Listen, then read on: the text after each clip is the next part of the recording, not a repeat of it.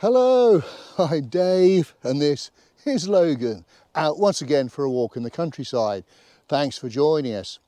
Now today we're at the pretty village of Binsted in Hampshire. It's about 4 miles east of Alton, just inside the South Downs National Park, very much on the northern edge of it. And we're going to be doing a roughly 4-mile circular walk starting in the village. We'll be climbing up a hill into some open landscape with some quite stunning views. We'll be going by some delightful ponds, through some glorious woodland and then back to Binsted. Now I'm filming in the middle of the summer. It's a glorious sunny morning. A little bit of a breeze to keep us cool, which is just what we need. We're right in the middle of a heat wave and we've got a couple of cool days. I believe it's supposed to be 40 degrees in about 3 days' time, but we've got plenty of water with us. Anyway, as a plane goes overhead, should be perfect conditions for walking, so do come along with us. Well, I've parked my car at the recreation ground.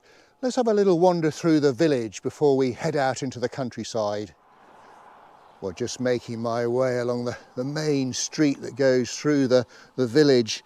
There's very little recorded about Binsted between the 11th century and the 19th century. It was a bit isolated and wasn't on any main routes. And there were 3 pubs. I think there's just the one today, the Binsted Inn, which is opposite me here. I think it was originally called the Cedars, I'm not sure. And then opposite there's this quite gorgeous thatched house, and that was a pub as well called the White Hart. I think it closed in the 1950s. Beautiful, isn't it? And this rather magnificent brick building on my right called Inwood Kilns. There were quite a few hop kilns in the area. Hop growing was very much the main industry here up until the 1960s. And then just over on the left in the glorious sunshine with some lovely wisteria outside. What a beautiful farmhouse, King's Farmhouse. Isn't that lovely? And this is where the 3rd pub was, the King's Arms. Now a private house. Looks like they've still got the old sign outside without the sign, as it were. And then just opposite is the church, which looks as though it's having some work done to it. Let's go and have a look. And here is the Church of Holy Cross. But as you can see, it's undergoing a massive refurbishment, so we're not going to be able to see too much of it on the outside or indeed inside. But there may have been a Saxon church on the site here before, but the construction of the present church started in 1140 and extended in 1180 and 1195 with additions in the 13th and 14th centuries.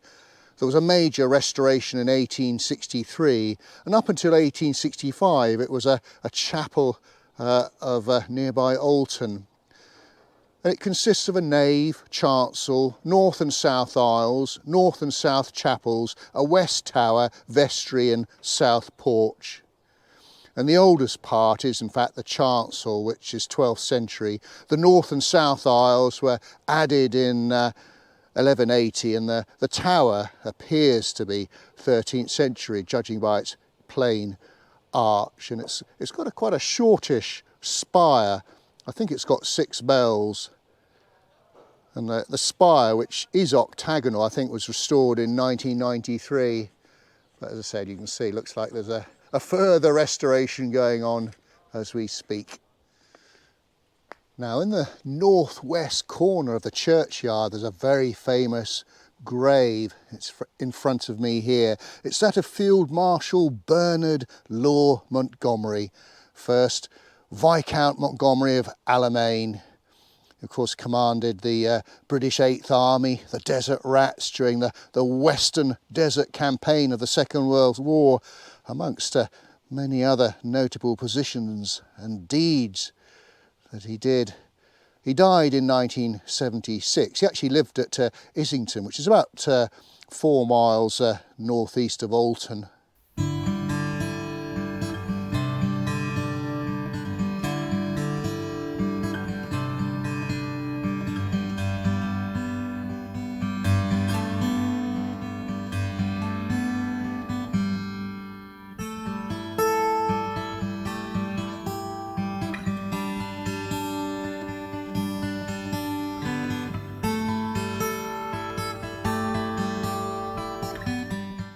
Well, I mentioned earlier that hop growing was very much a big industry in the area in years gone by, and look over in the distance there, a couple of oast houses.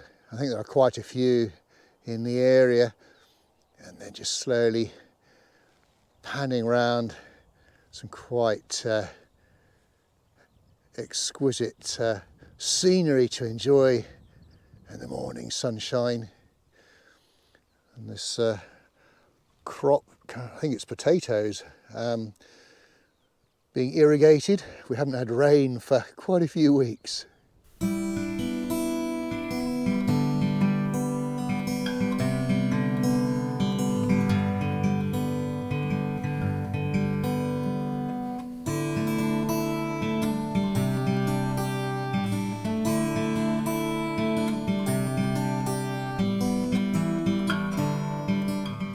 Well, a little pit stop to give you an update exactly where we are on the walk, if you're going to be following this after watching the video, which I know a lot of people do. This is about as far west as we're going. Just come over, well, I was going to say a stream, but it's completely dried up. And now we're going to sort of head southwards through a lovely little shaded area, which is keeping us nice and cool.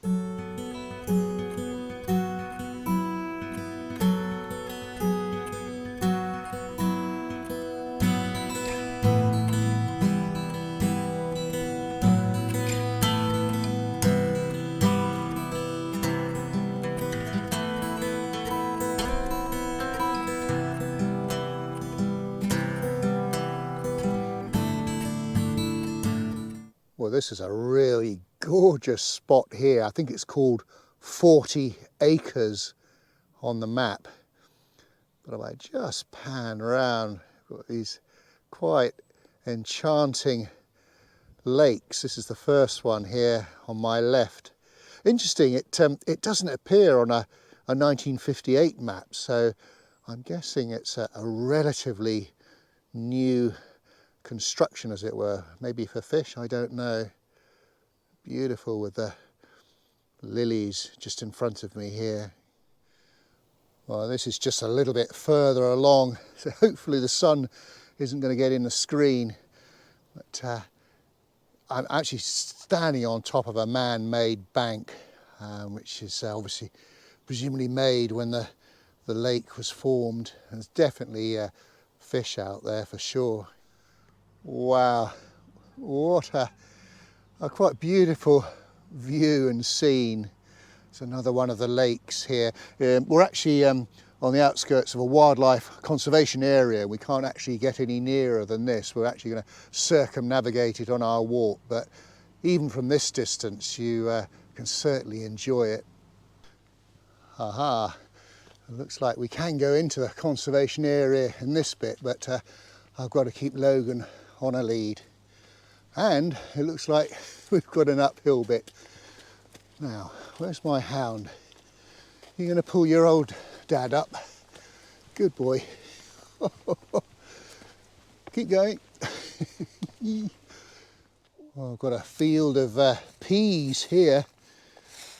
I wonder whether or not they're actually going to be, well, if they were going to be picked for human consumption, they'd need to be picked now, but I wonder if they're just going to be left. So I'm no expert, either possibly for seed later on, I don't know.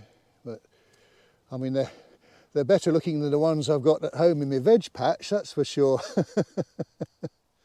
Now, this is an important part of the route.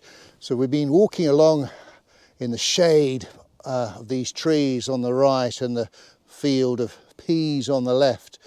And you need to look out for this three-way footpath sign here that's partially hidden, and almost need to double back on ourselves. We're now going to head down those steps and now heading eastwards.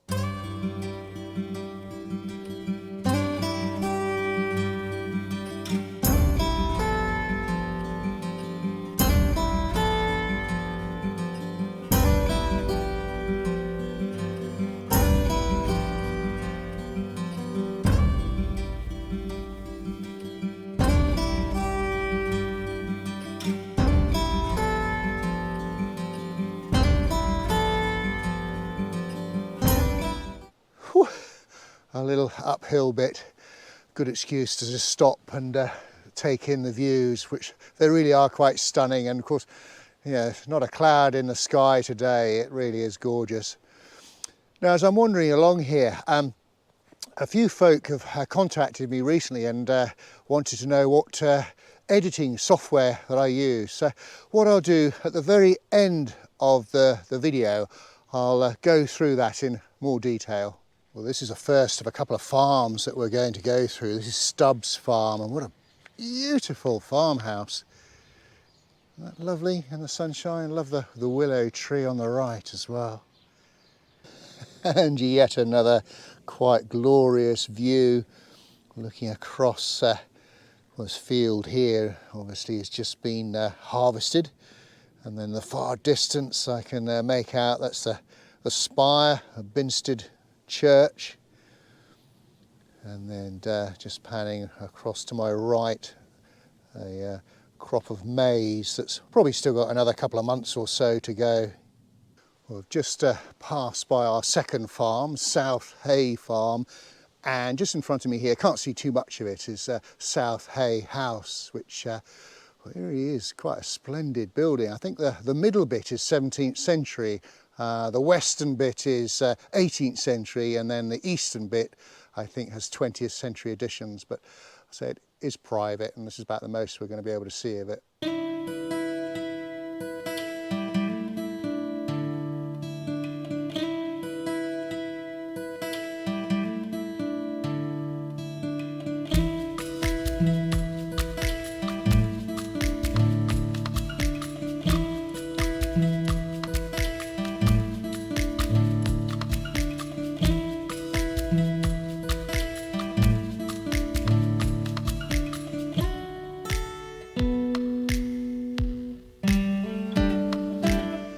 Well, very much on the homeward leg now. We've spent a fair bit of the walk actually on alongside fields of crops. It really has been quite an exquisite walk. And do you know what? We haven't met one single person or dog walker. We've had it to ourselves. Well, folks, we've made it back to the recreation ground at Binsted and come to the end of our walk. We hope you enjoyed it. If you did, please do give us a thumbs up and a like, and do leave a comment, and do check out our Facebook page, Dave's Countryside Walks. Now, just before we end the video, I think I said earlier on that I'd tell you a little bit about the video software that I use. Incidentally, I've just switched my microphone over because I mean, it's a glorious day, but there's actually quite a wind, which is great for me, but it might have affected the little wireless microphone. So yeah, I use something called VideoPad for my video editing. Technically, you can use it for free by downloading it off the internet, but I found that on about 20% of occasions when I did that, I'd do all the editing, and I'd come to the moment where I pressed the button to export it back to my computer, and a little message would come up saying, well, we're glad you enjoyed this free version, please now upgrade. So I ended up paying, I think it was £70 for the software package, and they just send you a code and you input it and you've got it on your system for life. And I've been very happy with it. It's a basic package, but it does everything that I need it to do. It does the transitions, and it does, the correct number of audio and video files. And the other great thing that I found, especially when I started fresh, I was a complete novice, they produce a series of these YouTube video tutorials about 5 minutes long, each one on a different subject. So for example, if you want to know how to add a photograph or add some music, it goes through in a really basic detail. I guess now I could upgrade to another free package like DaVinci Resolve, but I say I'm used to VideoPad now and I'm very happy with it. It can be a bit clunky at times, and it has crashed from time to time, but when that happens it saves it all, and I just go and have a cup of tea while it's sorting itself out. The other thing I should mention as well, I do all my filming in 4K, which really is a bit of a millstone around my neck, because they do produce enormous files. There's nothing wrong with filming in 1080, and a lot of people do, of course, and when people watch YouTube videos on their mobile phones or their tablets, you can't really tell the difference between 1080 and 4K. But it's only really if you're watching on a television, a high definition television, that the 4K really comes into its own. But you know, a typical 24-minute video of mine that's done in 4K, the file can be 10, 12, 14 gigabytes, which is big. So what I do is I'll upload it to YouTube, and when that's done, I'll download it back off YouTube. The file comes back much smaller, 330 megabytes, something like that, and so that's a lot easier to store. So there you go. Video pad is what I use. Logan hasn't been that impressed. So that's the end of the video and the walk, and we're off now to the Binsted Inn for a swift half. Thanks for watching, and until we meet again, cheerio.